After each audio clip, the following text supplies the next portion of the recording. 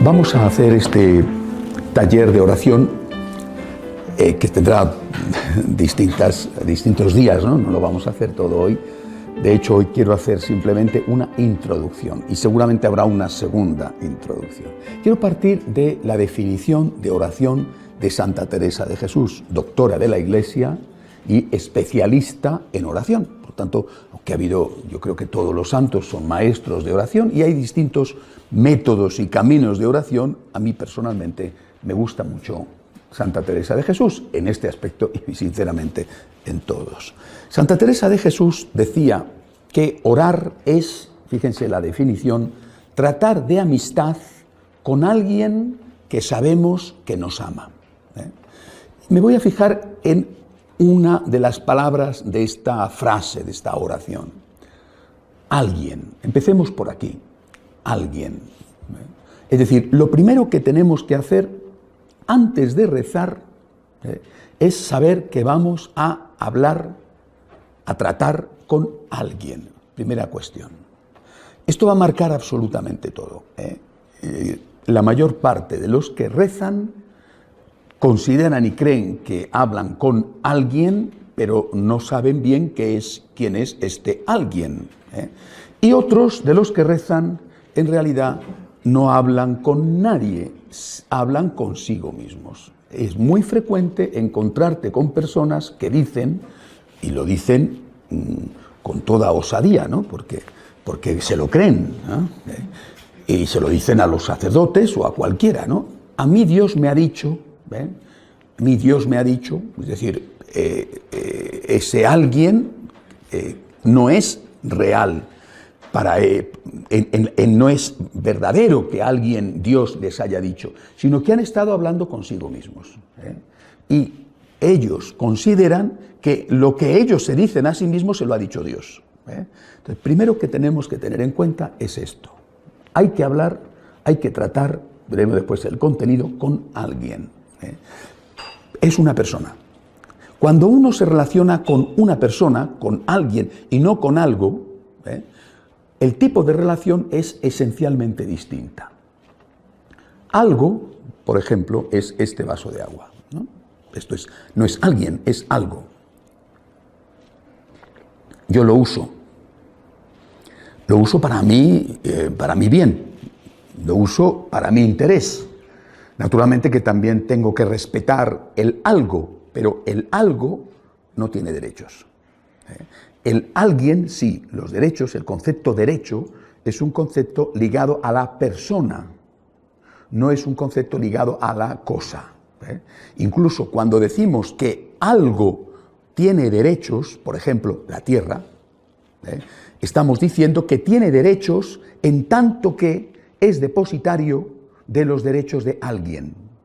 La tierra tiene derechos en tanto que la tierra está habitada por personas.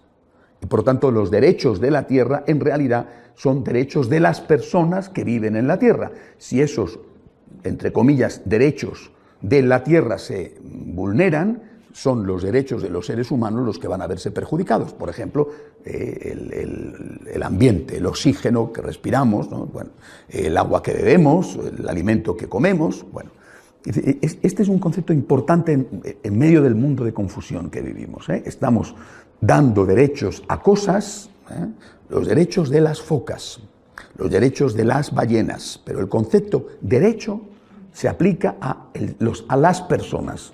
Fíjense que no digo al ser humano, porque entonces estaríamos excluyendo a Dios, a las personas. Y ni la foca, ni la ballena, ni la tierra, ni el árbol, ni el bosque es una persona, son cosas. Eso, insisto, no significa que no tengan derechos, pero no es el mismo tipo de derecho que tiene la persona. Nosotros vamos a tratar con una persona, que es en parte una persona humana, Jesús de Nazaret, y en parte una persona divina, segunda persona de la Santísima Trinidad. Es decir, Jesucristo, nuestro Señor, es la segunda persona de la Santísima Trinidad con naturaleza humana y con naturaleza divina. No son dos personas, es una sola persona, la segunda persona de la Santísima Trinidad, que tiene la naturaleza humana y que tiene la naturaleza divina. Es Dios y hombre verdadero. Por lo tanto, nosotros vamos a tratar con alguien, ese alguien tiene unos derechos, es alguien que está fuera de mí y no es una cosa, no es algo que yo utilizo para mí, sino que es alguien con quien yo voy a relacionarme y que como es alguien tiene una existencia, una vida propia, unos sentimientos, un afecto, un corazón, unos derechos. Bueno, esto es el punto de partida, que cambia completamente el panorama. Por ejemplo, una primera consecuencia de esto. Repito, muchísima gente tratan con Dios no como si fuera alguien, sino como si fuera algo. A veces ni siquiera tratan con Dios, sino que les parece que Dios les dice cuando se lo están diciendo a ellos mismos. Pero no solamente eso, sino que cuando incluso consideran que ese con el cual ellos hablan es realmente Dios, es alguien, no le tratan como si fuera alguien. Por ejemplo, la mayor parte de las personas que rezan, e incluyo en la oración más importante de todas, que es la Santa Misa. La primera de las oraciones, la más importante, es la Eucaristía.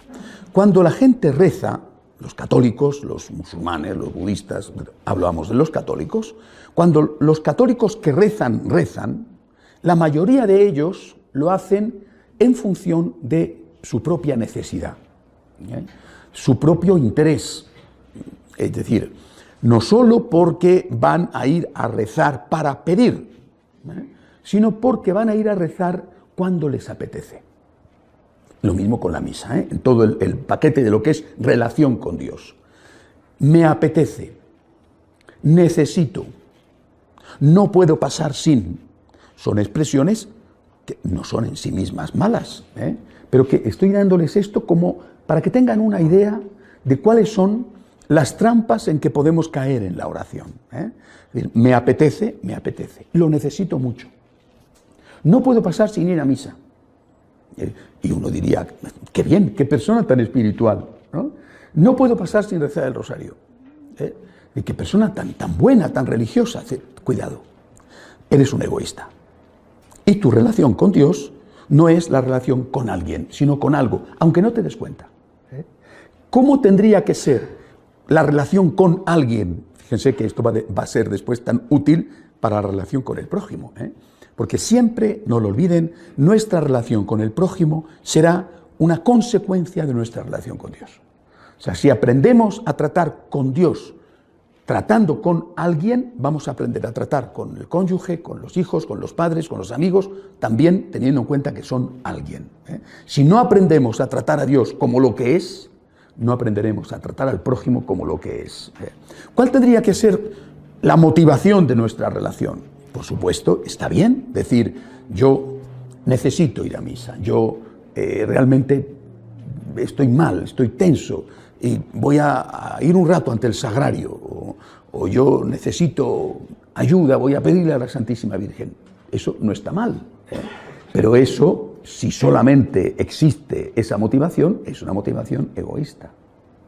Me gusta poner un ejemplo que creo que nos puede ayudar, porque los ejemplos sí sirven para aclarar los conceptos. Al final te quedas con el ejemplo más que con el concepto. Durante mucho tiempo, cuando tenía más tiempo, iba a trabajar en asilos de mendigos. No, yo he tenido siempre un problema con el oído desde niño, y cuando me he ido haciendo mayor he tenido un problema con la vista y estoy empezando a estar bastante cascado. Bueno, y eso creo yo que ha agudizado enormemente mi sentido del olfato. O sea, huelo muy bien, no significa que yo tenga buen olor, sino que olfateo muy bien y veo cada vez peor y no oigo casi nada. Bueno, y eso hace que cuando yo iba a trabajar, a ayudar a los mendigos, yo iba los sábados a bañar mendigos de la calle. Era para mí una pesadilla, porque el olor a otros a lo mejor no les afectaba o les afectaba menos. Para mí era un calvario, era horrible. bañar a esos mendigos pordioseros que, bueno, era horroroso. Lo recuerdo como algo que me provocaba tantas náuseas que tenía que estar con ellos, salir, porque era realmente nauseabundo. Yo no iba a estar con los mendigos porque me apeteciera. No iba a estar con los mendigos porque me pidiera el cuerpo el sábado por la mañana, dedicarlo, yo antes de irme a trabajar al periódico, me iba a bañar mendigos y después me iba a trabajar como periodista. Qué bien, ¿no? El sábado por la mañana, la ilusión de mi vida, qué agradable, ¿eh? Los mendigos, como todo el mundo sabe, huelen a Chanel número 5. Era algo que físicamente me repugnaba. ¿Por qué lo hacía? Porque eran personas. Eran ellos los que necesitaban. No era a mí me apetece, voy, sino esas personas necesitan ayuda, yo voy. Aunque no me apetece, aunque es un esfuerzo enorme, es un gran sacrificio, pero no se trata de mí, se trata de ellos. Y en este caso, en nuestra relación con Dios, cuando tú empiezas partiendo de que estás tratando de relacionarte con alguien, tienes que pensar, también es legítimo, en tu interés, pero tienes que pensar en el interés del otro. Esto lo he dicho infinidad de veces a los franciscanos de María. Tienes que ir a misa cada día. Habrá días en que realmente te apetece muchísimo, lo necesitas muchísimo. Habrá días en que comulgar sea una explosión de fuegos artificiales en el cielo. Qué bárbaro, qué paz, qué cosas, ¿no? Qué maravillas, no hay nada parecido. Y otros días no sientes nada, te da mucha pereza ir, no tienes tiempo, estás muy ocupado, te cuesta trabajo, y así te pasas a veces no días, sino temporadas, largas temporadas. Algunas personas dicen, es que estoy pasando una gran sequedad espiritual, ¿no? Bueno, pues es verdad que es mucho más agradable ir a misa, comulgar y sentir una plenitud que te llena y que te hace estar flotando en una nube. Pues sí, la verdad. Bueno, ¿no tendrá más mérito cuando vas sin sentir que cuando vas sintiendo? Es decir, el planteamiento tiene que ser, si hay alguien que tiene un corazón, alguien que me necesita, alguien que me espera, yo tengo que ir. ¿Me apetece? Bien. ¿No me apetece? Es igual, yo tengo que ir. Es decir, partiendo solamente de esta primera introducción, establecemos un principio básico para la oración, la perseverancia. No puede haber una vida de oración seria a saltos, a golpes. Un día vas y estás mucho tiempo, pasa un mes y no vuelves. Estás una temporada que te comen los santos y después no quieres saber nada. Estás una temporada yendo a misa diaria y después no vas a misa ni los domingos. Es decir, eso es un planteamiento egoísta. Tú haces las cosas en función de ti, no en función del otro, porque en realidad para ti el otro no existe. Insisto, cuando tú haces esto con Dios, seguramente estás haciendo lo mismo con la gente que vive contigo. Te relacionas con ellos en función de tu interés. Esta persona me es útil, me es placentera, me da dinero, me da placer, me da compañía, entonces estoy con ella. Esta persona ha dejado de serme útil, cariño, ya no siento nada por ti. Cariño, ya no me aportas nada, ahí te quedas. Si no aprendemos a tratar con Dios como con alguien que tiene derechos, trataremos a los demás también como cosas y no como personas que tienen derechos. Segunda cosa, ¿quién es este alguien? Fundamental. Primero ya sabemos que es alguien que tiene derechos y que no puedo relacionarme con este alguien solo en función de mis intereses, mis apetencias, mi gusto, mis momentos, sino pensando en la necesidad de este alguien, también la mía, pero pensando en la necesidad de este alguien. Este alguien me espera, este alguien me necesita y yo voy todos los días a hacer oración, todos los días a la Santa Misa, que habrá días que podré estar más, habrá días que podré estar menos, habrá días que será maravilloso y habrá días que será aburridísimo. Fíjense que solo con esto suprimimos de una vez uno de los grandes problemas, o una de las grandes excusas, mejor dicho, que tiene la gente para no ir a misa. es que me aburro, es que el cura no me dice nada, es que el cura no solamente no me dice nada, sino que tengo instintos asesinos cada vez que voy a esa iglesia y le escucho, ¿no? Porque no puedo evitarlo, es espantoso, ¿no? Bueno, todo esto es verdad, por desgracia es verdad. Pero tú vas a estar con el cura o a estar con Jesús. Porque si tú vas a estar con Jesús, eso será el obstáculo que te impide o que te dificulta estar con Jesús. Pero tienes que ir por encima de ese obstáculo para estar con Jesús. Porque es para estar con Jesús para lo que tú tienes que ir a misa, no para estar con el cura. Para estar con el cura, si es tu amigo, te vas a tomar un café. Pero para estar con Jesús, estás en la iglesia rezando o estás participando en la Santa Misa. Bien. Segundo punto, ¿quién es este alguien?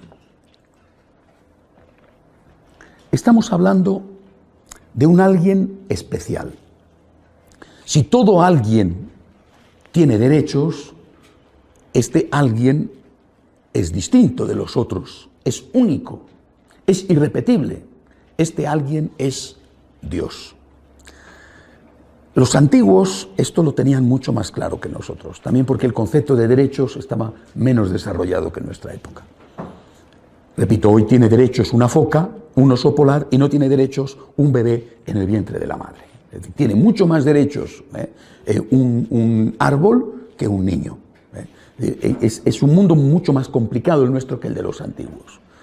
Y estos antiguos, vuelvo a Santa Teresa de Jesús, que tenía una gran intimidad con el Señor, una gran proximidad afectiva con el Señor, y que llegó a decir que tenía que tener mucho cuidado en lo que le pedía a Cristo, porque fuera lo que fuera, Él se lo daba, trataba a Dios con un exquisito respeto y le llamaba su divina majestad.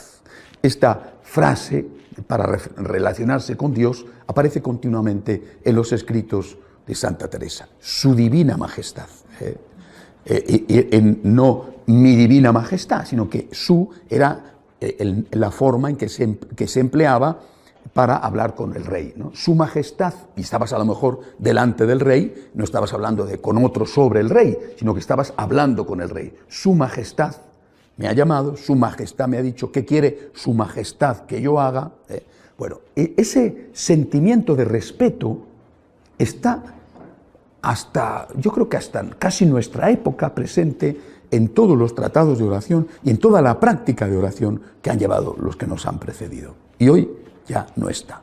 Yo bromeo, ustedes me perdonarán y sobre todo me van a perdonar los liturgistas latinoamericanos, que seguramente tendrán un motivo más para odiarme, pero me parece ridículo que en las traducciones y las adaptaciones en Latinoamérica, en la Santa Misa, al único que se le llama de tú es a Dios.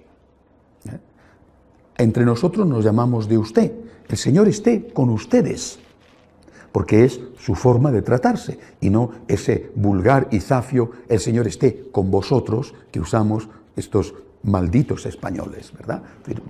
Todas las desgracias de América son de los españoles o de los yanquis, nunca son de sus políticos elegidos por ustedes, nunca, no. Son o de los españoles o de los yanquis, somos los culpables de todos los males del continente. Qué suerte tener chivos expiatorios, ¿verdad? Bueno, pues ustedes cuando rezan dicen el Señor esté con ustedes, bien, pero a Dios le dicen Padre nuestro que estás en el cielo.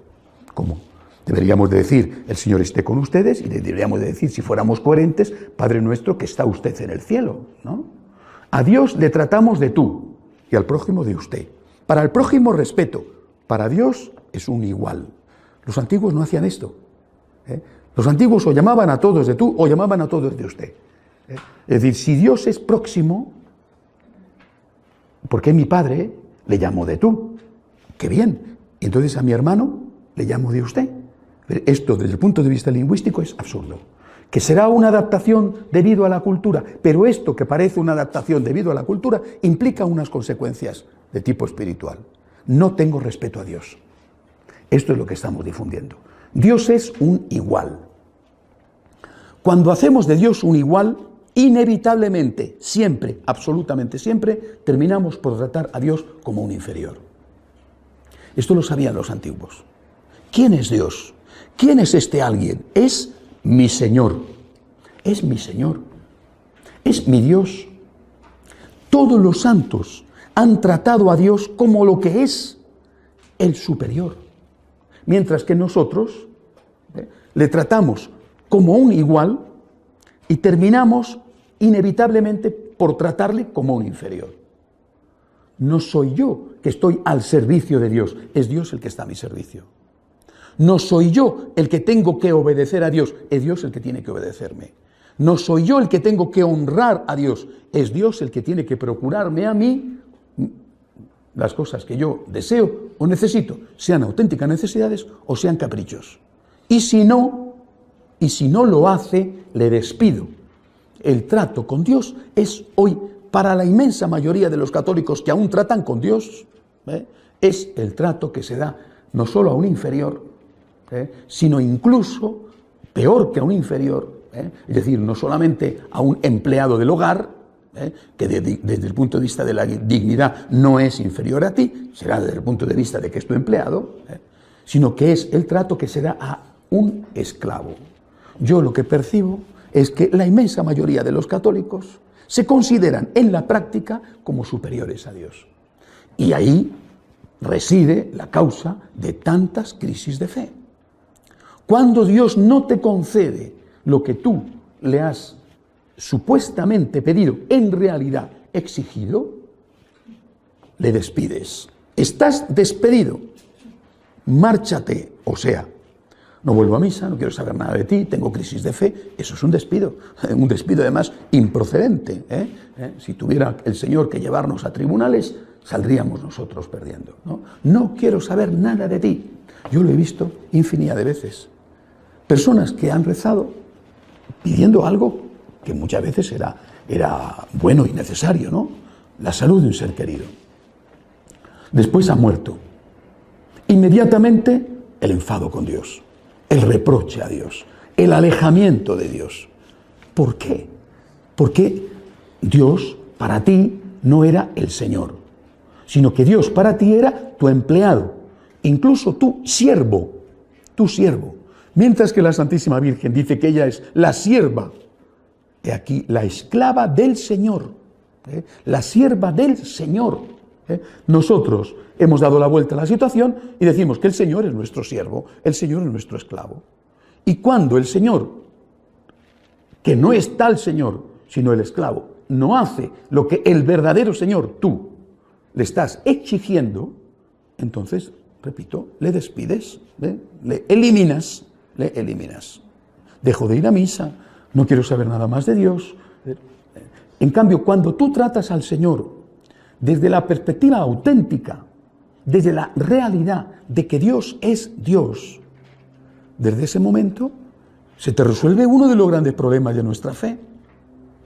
El problema de no entender cómo es posible que si Dios existe y es amor, en ese momento concreto no esté atendiendo a tus súplicas, no esté dándote lo que tú le pides, que probablemente es algo que de verdad necesitas. Pues no lo sé, pero es que es Dios. Es decir, ¿será más grande que yo si es Dios? ¿Tendrá motivos que yo no alcanzo a ver si es Dios? ¿Conocerá no solamente el pasado y el presente, sino también el futuro? Porque es Dios. Es decir, poner a Dios a tu nivel o incluso por debajo de tu nivel te engendra, repito, inevitablemente una crisis de fe. Es la crónica de una crisis de fe anunciada. Más pronto o más tarde vas a entrar en crisis de fe. Porque Dios es tu empleado, Dios es tu siervo. Y a tu siervo, a tu empleado, no le vas a permitir que desobedezca tus órdenes, sobre todo en determinadas cosas de tipo sensible, de cosas importantes. Estás despedido. No me sirves, no me interesas. Aléjate o me alejo de ti. Dejo de ir a la iglesia, dejo de rezar, incluso me convierto en un enemigo de ese Dios que no ha hecho lo que yo quería. Cuando tú tratas a ese alguien como quien es de verdad. Repito, fíjense la frase tan bonita que decía Santa Teresa, su divina majestad. Y le trataba con una gran confianza. Y sin embargo era su divina majestad. Nunca olvidó quién era Dios y quién era ella. Entonces, desde esa perspectiva, pues habrá momentos, quizá dolorosos, en que no entiendo los planes de Dios. Pero yo sé que Dios es Dios y que por lo tanto, si Dios es Dios, es lógico, es inevitable que yo no entienda del todo a Dios. Recuerden aquella anécdota de San Agustín cuando meditaba sobre la Santísima Trinidad y estaba haciéndolo paseando por la playa de la ciudad donde él era obispo, en Hipona. Paseaba por la playa meditando sobre el dogma de la Santísima Trinidad, 3 personas distintas, un solo Dios verdadero. Bueno, esto realmente era difícil de entender para una mentalidad profundamente lógica como era la suya. Y según iba pasando una y otra vez, veía a un niño que jugaba en la orilla de la playa, como juegan a veces los niños. Había hecho un agujerito a unos metros del agua y con una concha corría desde el agua, ponía el agua en el agujerito, veía que el agua se filtraba, volvía a correr, volvía a llenar con el agujerito, volvía, ¿no? Y el santo paseaba hasta que se dio cuenta de este trajín del niño, ir y venir. Bueno, ya se paró con esta superioridad que solemos tener los adultos con los niños.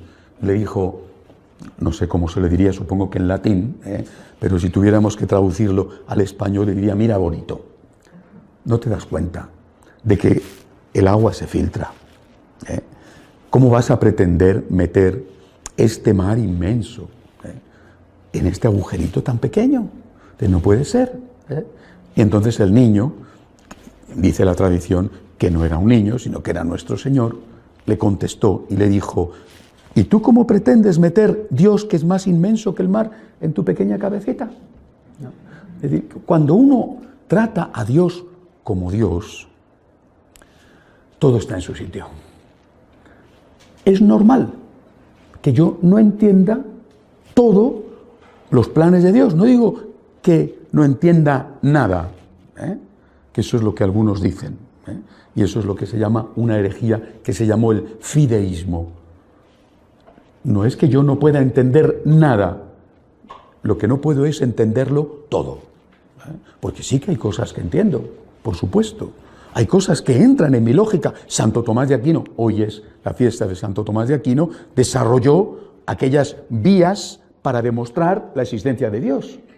Es decir, hay algo que yo puedo acceder a través de mi razón sobre el misterio de Dios. Hay algo que sí, y hay otras cosas que no. Bueno, pues es porque yo no soy Dios. De hecho, un Dios que fuera entendido absolutamente por la inteligencia humana sería un producto de esa inteligencia humana. Estos días estoy leyendo un libro sobre mitología. Es muy interesante. Por supuesto, no es la primera vez que estudio la mitología griega y romana, pero es muy interesante porque me ayuda a comprender mejor cómo fue el cambio, la nueva fe, la aportación del mensaje de Jesús a aquellos griegos y romanos, de los cuales yo desciendo como hispano. Fue un cambio diferente del cambio que le supuso al judío la nueva fe. Y estudiar, ver cómo era la mitología, te ayuda a entender hasta qué punto para aquellos fue maravilloso descubrir, por ejemplo, que Dios, la divinidad, porque ahí había, ya saben, los dioses, ¿verdad? Los dioses del Olimpo. La divinidad no era caprichosa. Una de las grandes características, no solamente que Dios es uno, en lo cual creían naturalmente los judíos, sino que ese Dios no era un Dios caprichoso, no era un Dios vengativo, pero a la vez ese Dios de los paganos a los cuales habló San Pablo, a los cuales habló el apóstol Santiago en Hispania, por ejemplo, ese Dios de los paganos era grande. Es decir, de alguna manera, aquellos paganos estaban más cerca del concepto del verdadero Dios que los católicos de hoy en día. Porque ellos, que no creían en el único Dios y que no creían en un Dios justo y no en un Dios caprichoso, creían en un Dios caprichoso, ellos, sin embargo, tenían respeto hacia Zeus o hacia Júpiter, hacia Afrodita o hacia Venus, que son los mismos dioses con distintos nombres en la mitología griega o la mitología romana, hacia Hermes o hacia Mercurio. Es decir, el respeto hacia la divinidad es antiquísimo, mucho antes que Abraham comenzara la historia del pueblo de Israel, muchísimo antes. Y esto hoy lo hemos perdido. Y por lo tanto, yo tengo que tratar con alguien, y ese alguien es Dios. Ese alguien es mi Señor. Me gusta mucho utilizar este sustantivo que aplicado a Dios se puede convertir en un adjetivo, en el sentido que indica una característica de ese Dios. Dios es mi Señor. San Francisco de Asís, que fue un íntimo de Dios, decían de San Francisco que no era un hombre que hacía oración, sino que era un hombre hecho oración, porque estaba continuamente en comunicación con Dios. San Francisco de Asís tenía tal respeto a Dios que siempre le llamaba el Señor. Mi Dios y mi todo. ¿Qué, Señor, qué queréis que haga? Señor, estoy aquí para obedecer.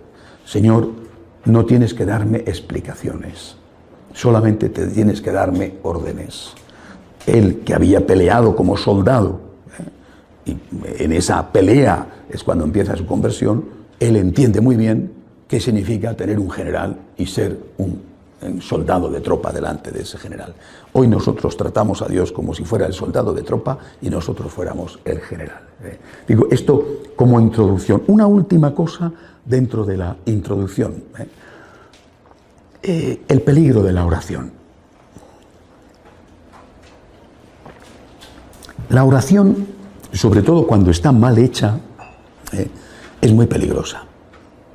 Es decir, hay muchas personas que son piadosas, incluso, vuelvo a repetir, que hacen bien la oración, tratan a Dios como alguien y como alguien superior, y que sin embargo tienen un problema. No el problema de oír su propia voz y atribuírsela a Dios, que ese es un problema, sino haciendo bien la oración, no confundiendo la voz de Dios con la suya, tienen un problema.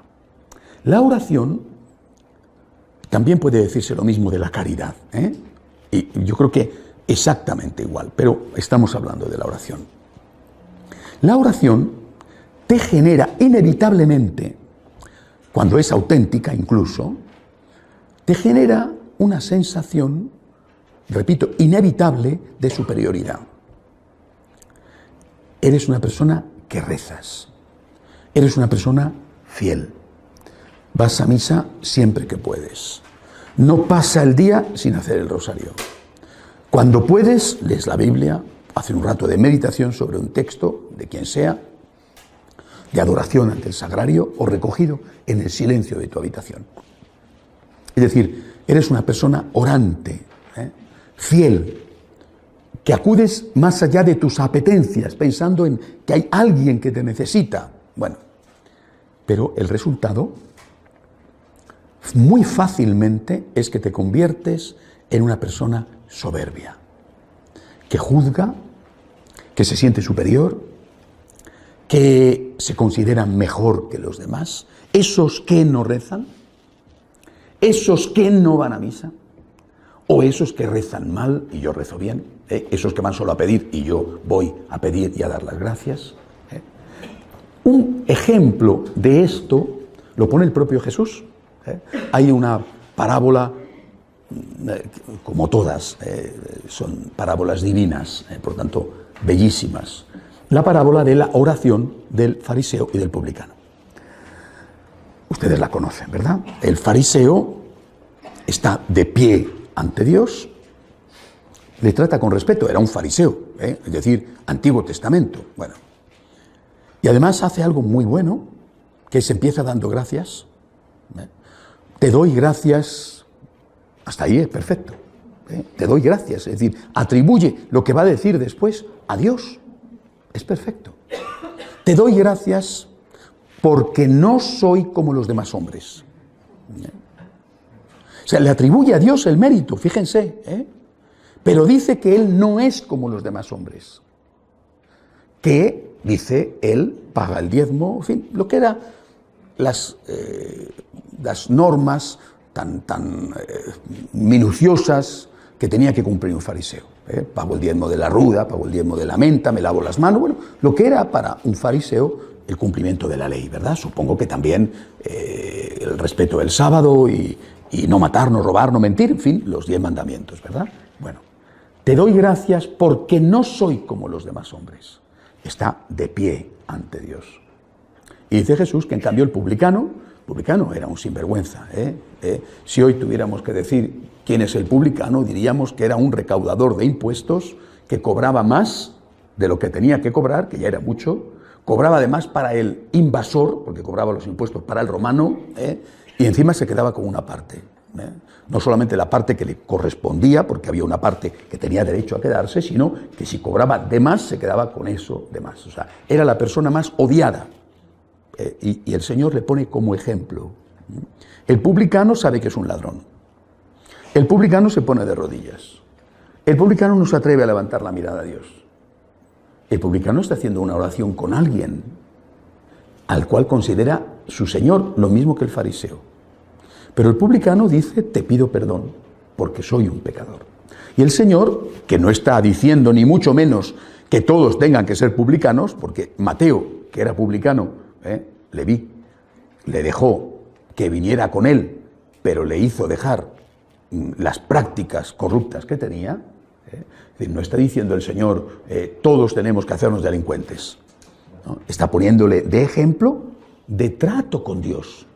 No solamente de arrepentimiento, sino de humildad, de trato con el Señor. Es decir, hay que tener mucho cuidado con la oración porque se sube a la cabeza. Muchas veces he puesto este ejemplo. Yo no sé si en América existe un pájaro, una especie de pájaro que se llama vulgarmente el cuco. No sé si en América existe el cuco, pero en el lenguaje seguro ustedes dicen esta persona es muy cuca, ¿verdad? Es muy astuta. Bueno, el cuco es un pájaro, es un pájaro asesino y empieza siendo asesino desde el momento en que nace. Es decir, el cuco es un pájaro que no construye nidos. Es que cuando observa que otro pájaro, generalmente mucho más pequeño que él, pero a veces muy pequeño, ha hecho su nido, ha puesto sus huevos, el cuco espera que un momentito la pájara, la hembra, se vaya a alimentarse, y se acerca al nido y echa uno de los huevos que hay allí, lo tira, y pone uno de los suyos. Y además tiene tal capacidad de mimetismo que el huevo, siendo un poquito más grande, tiene la misma forma. Si tiene pintitas verdes, el huevo que pone el cuco va a tener pintitas verdes. Si es blanquito, va a ser blanquito. Y se marcha. Llega la hembra de ese nido, incuba, sin darse cuenta del cambio. Esto está perfectamente, los reportajes de los naturalistas lo ven. Cuando nace más grande que sus compañeritos de nido, y ese pajarito empieza a tirar a los demás fuera del nido hasta que se queda solo. Se hace enorme y ves a esa hembra, a veces hembra y macho, pequeñitos, alimentando a ese gigante que está allí, sin darse cuenta, lógicamente, de que no puede ser suyo. Quizás estén felices diciendo, vaya un hijito tan gordo y hermoso que tengo. Fíjate, 5 veces como yo y no ha salido todavía del nido. Ese es el cuco. Bueno, pues el demonio utiliza la virtud para ir en contra de la virtud. Haces el bien, te sientes superior. Pero si rezas mucho, la trampa es que también te puedes sentir superior. Y entonces viene el desprecio. El desprecio al pecador. al que no tiene tu nivel de oración, tu nivel de santificación, el desprecio.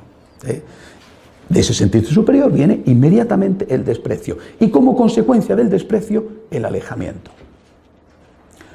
¿Cómo voy a estar yo con esta persona? ¿Cómo voy a estar yo con este, que es un pecador? Mientras que yo, Dios mío, yo soy perfecto, yo rezo, yo hago esto, es en cambio miserable, pecador, ese no me interesa, no me sirve, no me da nada, no me aporta nada, ¿no? Yo soy superior y me alejo del inferior. El cuco ha puesto el huevo en tu nido. El demonio, tú no te has dado cuenta, pero el demonio ha puesto en ti su semilla. ¿Cuál es la clave? La clave es justamente la humildad. Eso es lo que le faltaba al fariseo y eso es lo que el Señor elogia del publicano. No que el publicano sea un corrupto, sino que es humilde. Si el Señor se hubiera encontrado con fariseos humildes, feliz los habría admitido en su compañía. Pero eran tan buenos, tan perfectos, que consideraban que ellos no tenían necesidad de curación. Por eso insiste Jesús: he venido a curar a los enfermos, porque los sanos no necesitan del médico. ¿Quiénes son los sanos? Es decir, el fariseo no era un pecador, claro, distinto del otro, pero lo era, su soberbia lo era, pero no se daba cuenta. Por lo tanto, no podía recibir la curación que le regalaba el Señor, porque pensaba que él no la necesitaba. Por tanto, mucho cuidado con aquello que les genera en ustedes un sentimiento de superioridad. No se trata con esto de pensar que todo es igual y que es igual rezar que no rezar, cumplir los mandamientos que no cumplirlos, ayudar a los pobres que no ayudarlos. No estoy diciendo esto, estoy diciendo que una auténtica persona espiritual es alguien que jamás juzga a nadie. No digo que jamás juzga nada, sino que jamás juzga a nadie. Lo que hace este otro está mal, pero yo no soy quien para juzgarle a él. Puedo juzgar lo que hace este otro, pero no a él. Jesús insiste: no juzguéis y no seréis juzgados. No condenéis y no seréis condenados. La medida que uséis, la usarán con vosotros. La persona espiritual, de verdad, nunca se siente superior. Aunque es evidente, y él lo sabe, que hace cosas que el otro no hace, cosas buenas que el otro no hace. Que desde el punto de vista de lo que hace, claro que es superior al otro. Sin embargo, nunca se siente superior. Nunca. Porque sabe que es la obra de la gracia, con su colaboración, la obra de la gracia. Y sabe que no puede saber lo que hay en el otro. Y por eso Dios dice: deja el juicio a la persona para mí. ¿Tú qué sabes sobre esa persona? ¿Tú qué sabes? A veces incluso lo sabes y te da igual, Incluso sabiéndolo, no utilizas eso que sabes como atenuante que en cambio Dios sí que utiliza. ¿Por qué te sientes superior? Es muy peligrosa la oración. Es muy peligrosa porque genera con mucha frecuencia personas soberbias. También, vuelvo a repetir, es muy peligrosa la caridad porque también genera con mucha frecuencia personas soberbias, que se creen superiores a los demás. Podemos ser superiores en lo que hacemos, pero dejemos a Dios que decida quién es el verdaderamente superior. Yo estoy seguro de que la Santísima Virgen jamás dijo: yo soy mejor que. Evidentemente dijo: el Señor ha hecho obras grandes por mí. Las obras son grandes, pero las ha hecho el Señor. Y ella, que era la Inmaculada, la Purísima, la que sí podía decir con justicia que era superior, se presentaba siempre diciendo que ella era la esclava, la última, y que no tenía que hacer otra cosa más que servir a Dios y por amor a Dios al prójimo. Bien, primera parte de la introducción, no lo olviden. Alguien, no algo. Ese alguien es su divina majestad, es el Señor. Y que tu vida de oración no genere en ti un sentimiento de superioridad que te lleve a juzgar a los demás, podrás juzgar lo que hacen los demás, pero no a juzgar a los demás y por lo tanto alejarte de ellos pensando que eres superior a ellos, que no tienen nada que aportarte y que tú en cambio sí que tendrías que darle mucho a ellos porque tú eres buenísimo o buenísima, y en cambio estos pobres miserables pecadores van por ahí por la vida sin hacer las cosas maravillosas que tú haces. La vida espiritual tiene que ir siempre de la mano de la humildad. Si no va de la mano de la humildad, al final, cuantas más cosas buenas hagas en el campo de la oración o en el campo del servicio, peor eres. Eres una persona que hace muchas cosas buenas y eres una persona insoportable, que te consideras continuamente por encima de los demás y que pasas por el mundo perdonándole la vida a los otros. El verdadero santo sabe que el juicio es de Dios y que si él hace cosas mejores será por la gracia de Dios y deja a Dios que juzgue a los demás, que es el que sabe todo. Bien, esto es lo que yo les diría hoy. El próximo día haré una segunda introducción sobre, por ejemplo, teniendo en cuenta esto, cómo debemos rezar, es decir, la postura corporal, cuándo debemos rezar, cuánto debemos rezar, es decir, haremos una segunda introducción para contestar a otras preguntas ligadas a la oración. Pero estos 3 puntos, pónganlos ya en ejercicio. Recen al margen de sus apetencias. Primero, recen con el respeto debido a quien es el Dios con el cual hablan. Y luego, no juzguen nunca a nadie. No se alejen de alguien porque sea un pecador. Recen por él y denle gracias a Dios porque posiblemente si no hubiera sido por él, ustedes podrían ser peores. Todos podríamos ser peores. Hacemos un momento de oración en silencio.